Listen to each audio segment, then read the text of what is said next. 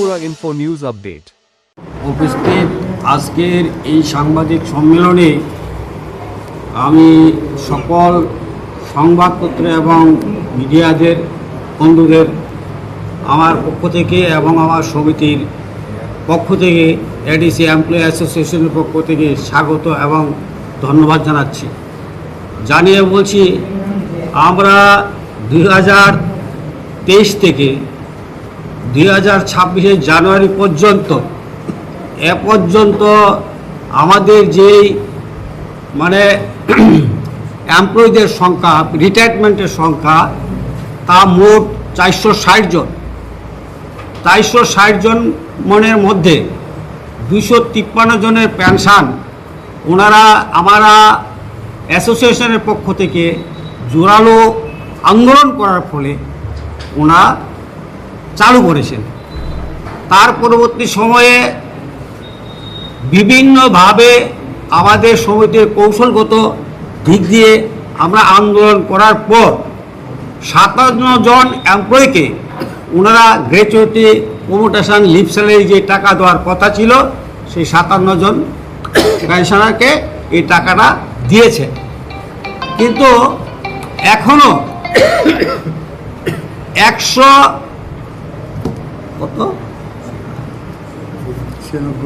196 জন pension পাচ্ছে, অথচ তাদের যে প্রমোটেশন, লিভ স্যালারি এবং গ্র্যাচুইটির টাকার পাওয়ার কথা ছিল সেটা এখনো পাননি।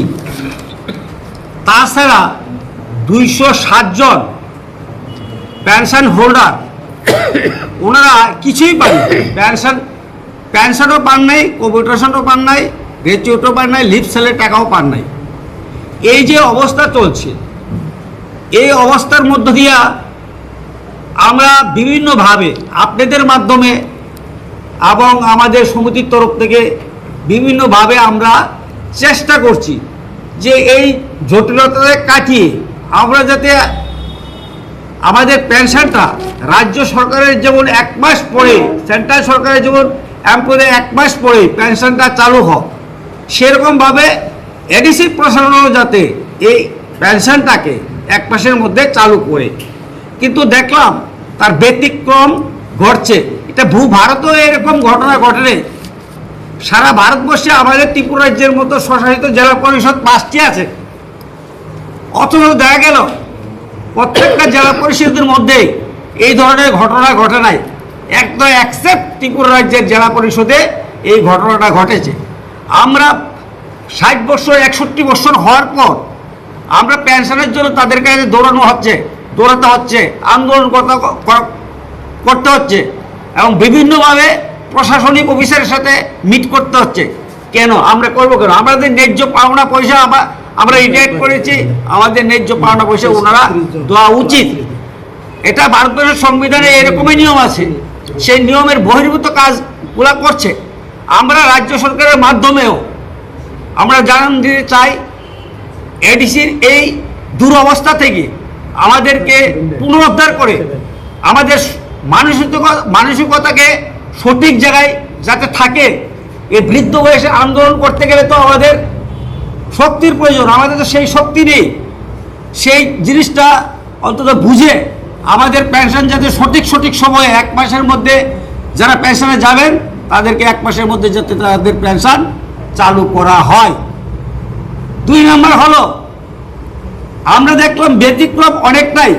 যারা পেনশন পেয়েছেন এবং টাকা পয়সা পেয়েছেন তাদের ক্ষেত্রে দেখা গেল এডিসি প্রশাসনের কাছে তার লাইফ সার্টিফিকেট জমা দিতে হয়, কিন্তু রাজ্য সরকারের ক্ষেত্রে সেই লাইফ সার্টিফিকেট যে ব্যাংকে থেকে পেনশন ড্র করছেন সেখানে ব্যাংকে দেওয়া হয়।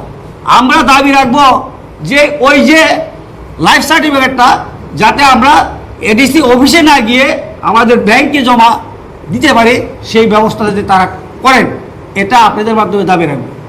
3 নম্বর কথা হচ্ছে, আজকে আমরা যারা পেনশনার আছি, আমাদের যে সামান্য পেনশন পয়সা পাচ্ছি, এই পয়সা দিয়ে আমাদের সংসার চলে না। অতএব এখানে শুধুমাত্র আমাদের মেডিকেলের জন্য 500 টাকা ওনারা দিচ্ছেন।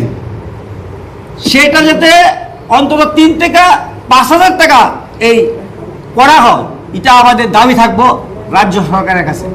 এবং যে আমরা যে 22% যে ডিএ পানা, এই ডিএটা যাতে সঠিক সময়ের মধ্যে, মার্চের মধ্যে ওনারা রিলিজ করেন, এই দাবিও আপনাদের মধ্যে থাকবো।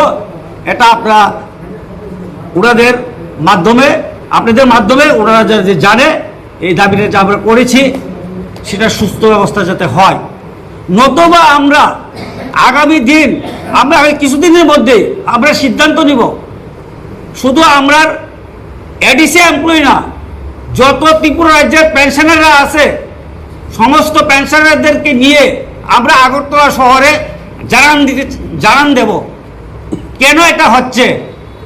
একজন পেনশন হোল্ডার মিনিমাম 32,000 30,000 টাকা পেনশন পাচ্ছেন, অনেকে 28,000 টাকা পেনশন পাচ্ছেন। ওনার ওষুধের খরচা হচ্ছে কত টাকা? মিনিমাম 15,000 টাকা, 15,000 টাকা, 16,000 টাকা খরচা হয়ে যাচ্ছে। বাকি টাকাটা তাদের ছেলে মেয়েদেরকে সংসার চলে, লালন পালন করতে পারে, লেখাপড়া করা যায়, এরকম তো না। এই জিনিসটা যাতে আর না হয়, এইভাবে যাতে আমাদের দাবিগুলো সঠিকভাবে পূরণ করা হয়, এই দাবি থাকবো। আর আগামী দিন এই পেনশন হোল্ডারদের ক্ষেত্রে এডিসি জটিলতা কাটিয়ে একটা সুষ্ঠু সুন্দর একটা স্বাভাবিক একটা প্রশাসন আসুক, যাতে সেখানে এইরকমটা না হয়, এই ঘটনাটা যাতে না হয়। 1 মাসের মধ্যে পেনশন যাওয়ার পরে 1 মাসের মধ্যে তার পেনশন পেতে হবে, লিভ স্যালারির পয়সা পেতে হবে, কমিউটেশনের পয়সা পেতে হবে, গ্র্যাচুইটির পয়সা পেতে হবে। এমনকি 90 দিনের মধ্যে তার যে গ্রুপ ইন্স্যুরেন্স আছে, গ্রুপ ইন্স্যুরেন্সের টাকাগুলো পেতে হবে। আর যারা এই গেছেন, ডাই হার্নেসার আছে, ডাই হার্নেসের কেসের ক্ষেত্রে অনেক সময় এডিসি প্রশাসন কি করছেন, ডাই হার্নেসের ওনার যে 1,20,000 টাকা যে ইন্স্যুরেন্স আছে, ইন্স্যুরেন্সটা ধরিয়ে দিচ্ছেন, কিন্তু উনি যে টাকাটা টোটাল জমাইয়েছেন ওনাদের কাছে, এটার উপরে উনি ইন্টারেস্ট পাইবেন প্লাস বোনাস পাইবেন, সেই টাকাটা দেওয়া হয় না। আর উল্টো কি করছেন, যেটা স্পেশাল পেনশন পাওয়ার কথা সেখানে ওনার ফ্যামিলি পেনশন ধরিয়ে দিচ্ছেন। সেই জায়গায় তো জটিলতা, অনেক জটিলতা আছে। সেই জটিলতাগুলো কাটিয়ে যাতে ফ্যামিলি পেনশন না করে তার যে স্পেশাল পেনশন পাওয়ার কথা, সেই স্পেশাল পেনশন তাদের দেওয়া হয়, এটা আপনাদের মাধ্যমে আমার দাবি থাকবে এবং সারা ত্রিপুরা রাজ্যের লোকের কাছে, এবং আমরা এই বার্তা দিতে চাই। প্রিন্ট মিডিয়া যারা সাংবাদিক এসেছেন তাদেরকে আমরা আন্তরিক শুভেচ্ছা। আপনাদের মধ্যে আমরা এটাই বার্তা দিতে চাই, আমাদের এই সংগঠন এডিসি এমপ্লয়ি অ্যাসোসিয়েশন, আমরা গত 2025 জানুয়ারি থেকে, ফেব্রুয়ারি থেকে আমরা সংগঠন করা হয়েছে। এই সংগঠন করার পরে আমরা বিশেষ করে আমাদের পেনশন যে কেন তারা দিতে দেরি হয়ে গেছে সেটা নিয়ে আমরা অনেক আলোচনা করছি। করার পর আমরা তাদের অফিসারগুলো আছে তাদেরগুলা সঙ্গে আমাদের আলোচনা করছে, সিওর সঙ্গে, সিএমের সঙ্গে, এবং বিভাগরা যে এখন অথরিটি আছে ওদের সঙ্গে আমরা আলোচনা করছি। কিন্তু সেটাই আলোচনার মধ্যেও আমাদের তেমন কিছু সুরাহা হয়নি। লাস্ট অব্দি আমরা অনেক আপনাদের মিডিয়ার মাধ্যমে আমরা জানানো হয়েছিল, সেটা যদি না করে বা না হয় তাহলে তো আমরা তো এডিসি চাকরি করার পরে, এগ্রেসি এখানে কাজ করার পরে যদি পেনশন না হয় তাহলে তো আমরা তো এই 60 বছর বয়সে তো আমরা তো আর কিছু করতে পারবো না। আমাদের তো করুণ অবস্থা। তো শুধু আমাদেরই নয়, আমাদের ভবিষ্যৎ আছে, সব কিছু আছে, অনেকে ছেলে মেয়ে আছে বা পড়াশোনা কিছু আছে, এটাও তো আমাদের স্তব্ধ হয়ে যাইতে আছে। সেটার জন্য আমি অনেকবার আমরা সমিতি হইয়া অথরিটির সঙ্গে আলোচনা করছি, কিন্তু তারা শুধু এই কথাই বলে যে আমাদের টাকা নেই, টাকা রাজ্য সরকার দেয়নি, আমরা আপনাদেরকে সহমতি দিতে পারি না। আমি তখনও বলছেন রাজ্য সরকার কী করে না করে সেটা আমাদের দেখার বিষয় না। আপনারা হয়তো আমাদের প্রোভাইডার, আপনারা অ্যাপয়েন্টমেন্ট করেছেন, প্রিন্সিপাল অফিসার করা তো সিও সিএম তারাই তো করেছে, তো তারা তো জানা দরকার। তো এখন মানিক সাহা দিছে কিনা না দিছে সেটা তো আমরা দরকার জানার উপর নাই। ইউ আর দ্য প্রোভাইডার, আপনাদের থেকে আমরা পাইতে চাই। আপনারা কাজ আমি করছি, এডিসিতে কাজ করছি, সমস্ত জনহিত করার জন্য আমরা কাজ করছি। এখন পাওয়াটা আপনি থেকে পাওয়া দরকার। এখন আমরা টাকা নাই এটা আমরা বুঝতে না, আপনারা দিয়ে দিন, তাহলে আমাদের পরিবার, সমস্ত পরিবার আমরা মানে আমাদের এমন অসুবিধা গিয়া পড়ব সেটা আমরা ভরণ পোষণ করা আমাদের সম্ভব হবে না। তাই আমরা তাদেরকে অনুরোধ করি আপনার যতটুকু সম্ভব, ঠিক আছে টেকনিক্যালি আমাদের কিছু ডিলে হতে পারে, সেটার জন্য আমরা স্বীকার করি, কিন্তু এর জন্য 1 বছর 2 বছর পেনশন করবেন সেটা তো হতে পারে না।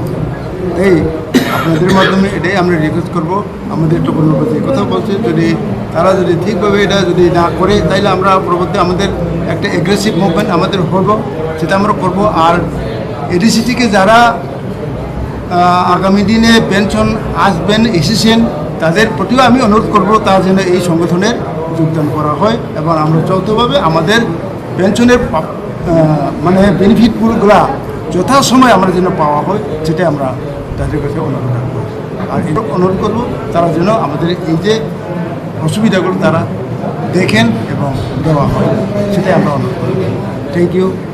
Subscribe to Tripura Info and press the bell icon so that you never miss any latest updates and news on Tripura.